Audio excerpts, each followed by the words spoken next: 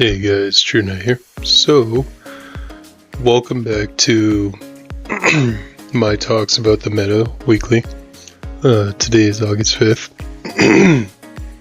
Sorry I'm a little quiet. It's been a long day at work, as you can tell. But anyway, I want to get into what I think is kind of popping off right now at the beginning of this new format since Justice Hunters, and kind of talk about a few things just out of the gate. I know we're up for a ban list probably in the next month or so, but we still gotta deal with the right now, right? So, just want to talk about what we're in line for, in my opinion, for the period between now and next ban list. A couple of dark horses I want to talk about. First off are Runic and Fire King. So this meta has shifted into, with K9 coming out, into a more what can you do on turn 0 kind of thing. And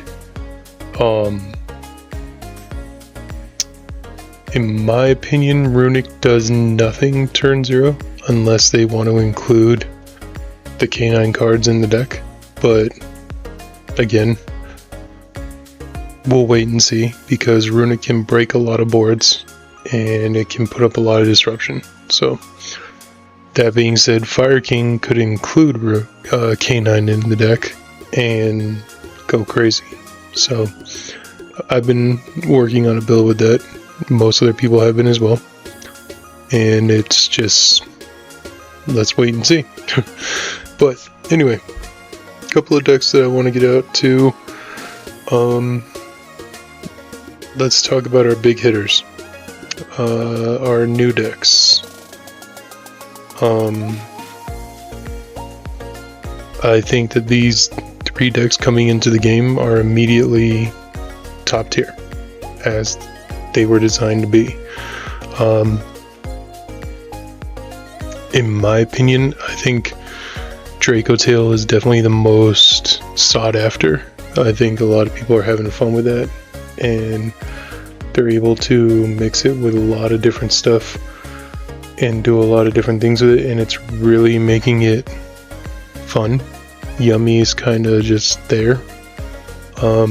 And K9 is just a splashable engine in any deck. It's the new Fiendsmith. It's the new glue that makes any deck good. So, more to talk about with there.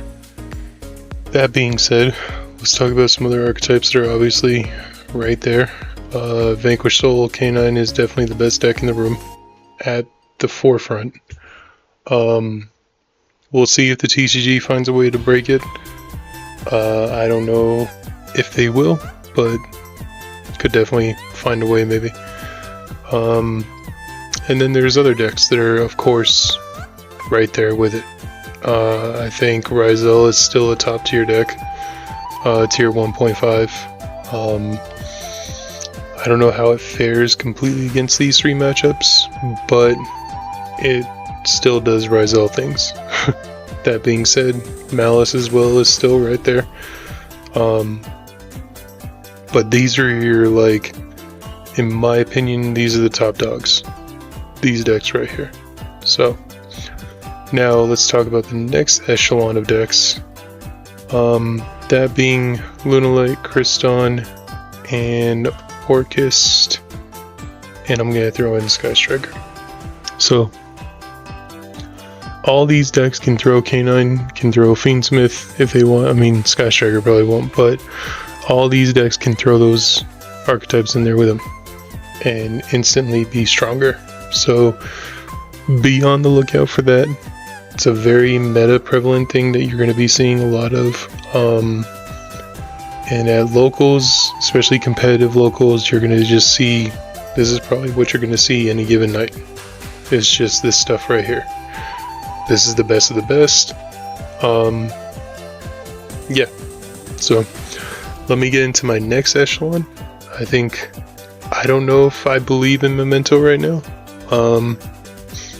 I think the new stuff just interacts too well with it. So we'll have to wait and see. But that's just my thought process. And I'm going to throw these two archetypes in there as well, because, again, these guys can just eat hand traps alive and play a K9 engine in the deck as well and go crazy. So, yeah, craziness, I know, but yeah. White Forest has taken a step down, which I'm sad to see. I was going to go pick up a core because I've always been interested in White Forest. I've already talked to you guys about White Forest.